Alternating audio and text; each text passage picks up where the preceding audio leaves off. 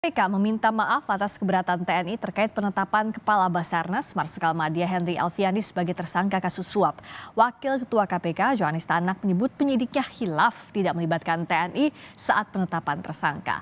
Kita akan bahas kasus ini bersama mantan Wakil Ketua KPK Laude Muhammad Syarif, mantan Kepala Basarnas Daryatmo, dan peneliti Pusat Kajian Anti Korupsi UGM Zainur Rahman. Selamat malam Bapak-Bapak. Selamat malam. Selamat malam. Saya ke Pak Laude dulu. Tadi kan pernyataan KPK lewat Pak Yohanis Tanak bahwa penyidik KPK hilaf. Nah, untuk penetapan tersangka melibatkan kalangan militer, sebenarnya bagaimana prosedurnya di KPK dan adakah celah hilaf itu?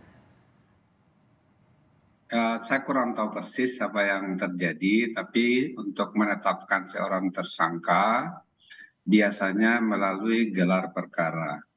Gelar perkara itu diikuti oleh nomor 1 penyelidik, penyidik, penuntut, dan deputi penindakan dan pimpinan. Seperti itu. Jadi sebelum kita menetapkan tersangka itu kita diikuti oleh semua unsur tadi. Khusus yang OTT biasanya juga sama. Sebelum penetapan tersangka, kan sebenarnya ketika OTT itu sudah ada pasti yang disebut dengan surat penyelidikan terbuka dan tertutup. Jadi prosesnya seperti itu, dan saya yakin kalau belum diganti itu masih seperti itu prosesnya. Nah, Pak Laude, kalau secara hukum, kita bicara secara hukum, apakah kalau ada khilafan statusnya masih tetap tersangka? Ya, saya tidak bisa bicarakan ya karena saya sudah di luar, tetapi adalah sebagai berikut. Kalau di dalam gelar perkara itu sudah dinyatakan bahwa ada keterlibatan oknum-oknum tertentu, dan kalau itu melibatkan dari pihak militer biasanya selalu kalau dulu saya itu dilibatkan dalam sebenarnya bukan cuma militer, biasanya kalau misalnya ada kejaksaan atau yang kita dari polisi itu dilaporkan dan dikoordinasikan. Khusus untuk militer kita koordinasikan, dan pada zaman saya itu juga memang kita melakukan koordinasi dengan Puspom TNI. Pernah ada suatu kasus. Pak Mas Zainur, kalau tadi kata Pak Laude, dia kan sudah ada prosedurnya sejak dulu sebenarnya. Dan dalam kasus ini, dalam konferensi pers yang tadi, dan Puspom TNI bilang bahwa sudah ada memang informasi soal rencana penetapan tersangka, tapi disampaikan juga keberatan dari TNI. Artinya kalau penetapan tersangka militer itu semestinya yang berwenangnya adalah penyidik dari Puspom TNI. Nah, sampai ada kata hilaf dari KPK, apa yang menurut Anda jadi kesalahan atau celahnya dari kasus ini, dari penetapan tersangkanya, Mas Zainur? Iya, dari kemarin masyarakat sebenarnya menunggu-nunggu informasi pastinya ya, karena kan berita itu kadang-kadang kurang valid. Misalnya ada berita bahwa KPK menetapkan 2 orang anggota TNI meskipun 1 baru saja pensiun sebagai tersangka. Nah, sebenarnya kita masyarakat itu bertanya-tanya, apakah KPK berwenang menetapkan seorang anggota TNI itu sebagai tersangka? Nah, sependek pengetahuan saya di dalam KUHP itu sebenarnya dimungkinkan untuk koneksitas. Jadi seharusnya KPK sejak awal membuat tim gabungan, ya, penyidikannya dilakukan bersama-sama antara penyidik KPK dan dari Puspom TNI. Kemudian demikian juga nanti di dalam proses penuntutan dan persidangan. Nah, di dalam KUHP itu ada satu norma yang menarik menurut saya. Kalau kasus korupsinya itu lebih banyak merugikan kepentingan umum, maka peradilan umumlah yurisdiksi yang tepat untuk menyidangkan. Tetapi jika kerugiannya timbul lebih banyak kepada militer, maka peradilan militer yang menyidangkan. Tetapi ini menurut saya memang satu kejanggalan ketika KPK sejak konferensi pers beberapa hari lalu itu mengatakan menetapkan tersangka. Nah, kalau KPK-nya sendiri yang menetapkan tersangka, saya juga tidak tahu apa dasar hukumnya. Tetapi kalau KPK membentuk tim koneksitas dengan Puspom TNI, itu dimungkinkan oleh KUHP. Dan itu menurut saya adalah jalan yang lebih baik baik dalam penyelesaian perkara di mana ada pelaku sipil dan militer, Mbak Ya, Friska. Karena ada beberapa perkara yang juga sekarang sedang berjalan gitu ya, ya. soal tabungan perumahan prajurit, Mhm. soal kasus korupsi pengadaan slot satelit di Kemenhan, itu juga ada penyidikan koneksitas, penuntutannya juga koneksitas di Mhm. hadapan peradilan sesuai dengan masing-masing kewenangannya. Untuk Mhm. yang perumahan prajurit karena lebih banyak merugikan prajurit TNI, artinya Mhm. kepentingan militer yang dirugikan, maka peradilannya adalah peradilan militer. Mhm. Untuk yang kasus korupsi apa tuh namanya melibatkan melibatkan lebih banyak kerugian kepada publik, maka peradilan negerilah yang digunakan untuk menyidangkan. Jadi sebenarnya ini soal kenapa KPK sampai minta maaf itu terletak pada penetapan tersangkanya Iya. gitu ya. Siapa yang Jadi kalau berwenang menurut saya menetapkannya itu, begitu ya? ya seharusnya KPK membuat tim koneksitas bukan secara pribadi, secara mandiri melakukan penetapan tersangka. Ya menurut saya ya kemudian meminta maaf itu adalah satu bentuk pengakuan keliru di dalam menjalankan aturan hukum. Memang di dalam kasus-kasus terdahulu itu mungkin KPK mungkin ada pengalaman begitu ya. Ya. Misalnya dalam Mhm. kasus korupsi Bakamla atau Oke. kasus korupsi pengadaan helikopter Agusta Westland, Mhm. mungkin masyarakat melihat ada banyak pertanyaan, apakah ini kasusnya tuntas atau tidak gitu ya. Ah, Nah, itu mungkin juga menjadi pertimbangan kenapa kemudian KPK menetapkan tersangka. Tetapi sekali lagi, oke. menurut saya yang paling tepat Ya. adalah membentuk tim koneksitas, Oke, harus ada bukan tim KPK koneksitas sendiri ya. gitu, Mbak. Oke, saya ke Pak Daryatmo. Pak Daryatmo pasti salah satu pihak yang cukup miris, apalagi sebagai mantan Kepala Basarnas ya Pak. Nah, bagaimana Anda melihat satu kasusnya soal proyek pengadaan barang dan jasa di Basarnas, yang kedua soal penetapan tersangka yang hari ini juga jadi gaduh. Oke, terima kasih Mbak Rizka. Selamat sore Selamat Pak sore. Laude, Pak Zainur. Eh, saya Pak sebagai orang yang pernah bertugas di Basarnas sekian tahun, saya sungguh prihatin dengan kejadian ini. Hmm. Keprihatinan yang pertama adalah eh, Pak Kabasarnas itu Pak Henry Alfiadi Hmm. itu adalah yang sejauh yang saya tahu itu adalah perwira tinggi yang syarat dengan pengalaman jabatannya macam-macam komplit sekali gitu, Hmm. dan dia juga sebetulnya sama dengan saya memiliki latar belakang penerbang Pak Laude. Hmm. Jadi penerbang itu biasanya atau umumnya itu orang yang strict kepada prosedur-prosedur begitu. Ya. Tetapi bukan berarti kemudian saya menjustifikasi sekarang ini Pak Henry Alfiadi tidak taat prosedur, Hmm. karena saya sendiri juga belum tahu sesungguhnya apa yang terjadi kan gitu. Ya. Kemudian itu yang pertama. Yang kedua, bahwa Basarnas itu adalah lembaga yang tugasnya amat mulia, yaitu memberikan pertolongan kepada masyarakat yang terkena kecelakaan, yang mengalami kecelakaan dan terkena musibah. Demikian mulianya tugas Basarnas ini. Maka kemudian di lingkungan Basarnas sana, dalam tataran filosofi totalitas itu yang namanya memberikan pertolongan melaksanakan tugas itu tidak hanya sekedar sebagai sebagai sebuah kewajiban, tapi lebih daripada itu adalah sebuah kebutuhan. Sehingga demikian mulianya tugas itu kemudian negara pemerintah memberikan alokasi biaya yang tidak kecil. Kalau tidak kecil Pak kemudian. Nah, sebetulnya uang-uang ini atau biaya ini kan diperuntukkan untuk memastikan bahwa tugas untuk memberikan pertolongan itu terlaksana secara pasti. Begitu. Ya. Ya itu kan. Ya. Nah, Silakan lanjutkan.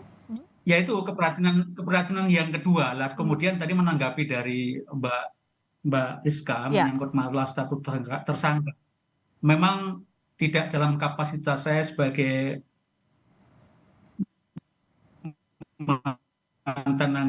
mantan Kepala TNI, penentuan tersangka untuk militer itu adalah penyidik militer atau polisi militer. Jadi saya lega sekali kalau sore hari ini KPK meminta maaf karena katakanlah terlalu terburu-buru lah untuk menentukan untuk tersangka itu kan gitu. Nah kalau ya kalau tadi kan sudah akhirnya datang ke KPK dan Puspom juga bertemu dengan Wakil Ketua KPK, Pak Laude, next step-nya tentu ini jadi kewenangannya KPK bersama dengan TNI. Tapi kalau dilihat perjalanan kasusnya sekarang, apa step yang bisa kita baca? Apakah yang pertama artinya kalau bisa tidak setuju penetapan tersangka oleh KPK, penyidikan akan dimulai dari nol lagi? Karena informasi yang didapatkan juga bisa jadi dimulai dari nol, diambil alih, di take over oleh penyidik dari Puspom TNI. Ya, saya kurang tahu persis apa yang disampaikan oleh KPK dengan dari POM TNI ketika meetingnya, tetapi biasanya kalau misalnya dulu yang melibatkan TNI, saya pernah 2 kali, misalnya di zaman saya, baik itu Bakamla maupun pesawat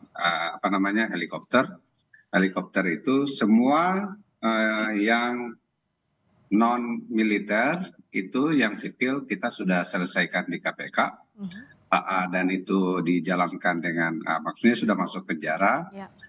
Pada saat itu juga untuk tindak lanjut selanjutnya yang melibatkan TNI, biasanya sidiknya bersama timnya. Tapi saya juga menyayangkan ada kasus yang tidak tuntas akhirnya seperti itu. Ini saya kurang tahu persis apakah ini yang melatar belakangi KPK yang sekarang sehingga dia melakukan hal yang sama. Yang paling ideal itu adalah memang dikerjasamakan dari awal. Tapi ini yang berhubungan dengan ini kan kalau tangkap tangan itu kita harus menentukan status itu 1 kali 24 jam ya. Jadi itu mungkin yang diburu-buru oleh KPK agar statusnya jelas. Saya tidak membela KPK, tetapi sebagai orang yang pernah di sana itu waktunya berhitung. Saya kurang tahu persis apakah pada saat gelar perkara itu karena ini TNI seharusnya sudah koordinasi dengan POM sebelum diumumkan kepada masyarakat seperti itu. Saya yakin juga karena ini tertangkap tangan, ada bukti uang yang ada yang disampaikan seperti itu. Saya yakin POM TNI harusnya tidak akan pasti akan mau bekerja sama membantu karena ini juga untuk menjaga nama baik dan marwah dari TNI itu sendiri. Oleh karena itu, jadi kan ini sekarang karena nasi sudah jadi bubur. Ya. Sudah jadi bubur, saya yakin semua bukti-bukti itu kalau bisa sudah ada dan disampaikan kepada POM, karena ini merupakan rangkaian. Kan nggak enak ini, yang sudah ditahan ini adalah pihak swastanya, sedangkan yang salah satunya ini misalnya melibatkan TNI, mungkin kalau itu dilakukan, di-offer ke sana TNI. Saya yakin POM TNI akan segera juga melakukan tindakan sesuai dengan prosedur yang ditetapkan di POM TNI. Nah, yang kalau tadi kata Pak Laude, ya nasi sudah jadi bubur. Tapi bicara ini, Mas Zainur, ini kan bicara soal kasus hukum. Sudah dipublikasikan, bukti-buktinya sudah dibeberkan, tapi ada masalah di hari ini.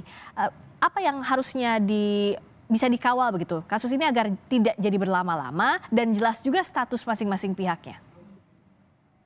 Ya, memang ada 2 alternatif kan. Yang pertama KPK tangani swastanya sendiri, POM TNI tangani dari anggota TNI sendiri. Atau cara yang kedua yaitu koneksitas, bentuk tim bersama penyidik dari KPK dan penyidik dari POM TNI. Nah, nanti sprindiknya dan juga administrasi prosedur lainnya itu dilakukan masing-masing oleh penyidik dari KPK, penyidik dari POM TNI. Kalau saya berpendapat, tim koneksitas itu lebih menjamin rasa keadilan publik. Tadi Pak Laude kan menyebut kalau ada penanganan perkara dilakukan terpisah, khawatirnya ada gap, ada jarak antara yang diproses oleh KPK terhadap pelaku sipil dan yang diproses ada oleh disparitas itu yang ditakutkan ya. yang diduga disparitas itu yang harus diselesaikan dengan tim koneksitas. Nah, di dalam Undang-Undang KPK ada pasal 42, di mana pasal 42 Undang-Undang 30 2002 itu memberi kewenangan kepada KPK untuk melakukan koordinasi dan pengendalian penyelidikan, penyidikan, dan penuntutan perkara yang melibatkan bersama-sama antara sipil dan militer, Mbak Friska. Jadi memang kalau dalam hal perkaranya itu sudah berjalan, nanti itu bisa dikendalikan, bisa dikoordinasikan oleh KPK. Karena ini kan penyertaan gitu ya. Ada Ya. satu tindak pidana yang dilakukan oleh beberapa orang yang tunduk kepada dua yurisdiksi hukum yang berbeda. Jadi next step-nya menurut saya KPK dan Puspom TNI harus duduk bersama kembali memutuskan apakah ini mau ditangani sendiri-sendiri atau dibentuk tim koneksitas. Kalau dibentuk sendiri-sendiri maka harus ada kerjasama yang baik karena harus saling pinjam-meminjam alat bukti, Ya. harus mengordinasikan waktu pemeriksaan, dan publik akan melihat apakah ada disparitas atau tidak nanti di dalam Oke. prosesnya. Nah, yang kedua menurut saya yang ideal adalah koneksitas. Dan kalau koneksitas ini nanti Ya. penuntutannya ada pada peradilan umum di pengadilan negeri, bukan di pengadilan militer. Dan itu dimungkinkan Oke. di dalam KUHP. Jadi Ya. di dalam KUHP kalau kerugiannya lebih condong kepada sipil maka di peradilan umum. Kenapa? Karena kalau kita lihat Basarnas ini kan bukan lembaga militer. Ini Ya. adalah lembaga sipil meskipun di dalamnya ada unsur-unsur dari penugasan TNI. Nah, kalau kita lihat ada satu kasus yang sekarang sedang berjalan, Mbak Friska, Oke. yaitu kasus korupsi pengadaan slot satelit di Kementerian Pertahanan. Itu pun disidangkan Oke. di pengadilan negeri. Artinya Baik. tunduk pada peradilan umum, Mbak Friska. Oke, singkat saja Pak Daryatmo. Jadi kalau bicara soal kasus ini, apa yang harus jadi perhatian ke depannya, terutama soal proyek pengadaan barang dan jasa di Basarnas? Oke, jadi apapun aturan yang mengikat untuk pengadaan barang dan jasa itu, kita kembali kepada orangnya kan itu. Saya melihat atau pada saat kami dulu itu aturannya masih belum elektronik, masih semuanya manual gitu kan. Itu kita kenal Ya. saya sebagai apa ya dulu ya, pengguna anggaran, Ya. kemudian di bawahnya ada lagi kuasa pengguna anggaran, kemudian PPK, kemudian apa lagi dan sebagainya. Itu yang penting itu dilaksanakan secara sungguh-sungguh, kemudian kita awasi. Ya. Oh, di dalam lembaga itu kan ada SPI, Satuan Pengawas Intern. Ya. Satuan Pengawas Intern yang kami gunakan gitu. Jadi maksud kami sekarang ini sistem pengadaan elektronik sudah saya lihat di web itu sudah sangat lengkap sekali. Ya. Tapi kalau kemudian kita manusianya juga masih ingin begitu ya akhirnya terjadi gitu. Ya. Jadi kalau kami dulu Ya. saya tekankan kepada orang-orangnya karena saya sendiri, saya pribadi saya tidak mau kena masalah seperti ini. Ya. Kaya miskin itu bukan urusan kita, urusan Ya. Tuhan lah. Baik. Kita manusia itu hanya berikhtiar, berusaha dan berdoa. Itu saja. Kasus hukumnya harus tuntas, tapi juga pencegahannya tidak lupa agar tidak ada kasus serupa terulang, termasuk juga soal koordinasi penegakan hukumnya harus berjalan dengan baik agar Setuju. berjalan maksimal. Terima kasih mantan Wakil Ketua KPK Laude Muhammad Syarif, terima kasih mantan Kepala Basarnas Daryatmo dan peneliti Pusat Kajian Anti Korupsi UGM Zainur Rahman. Terima kasih Pak Laude, terima kasih Pak Daryatmo, terima kasih Mas Zainur. Sehat selalu, selamat malam.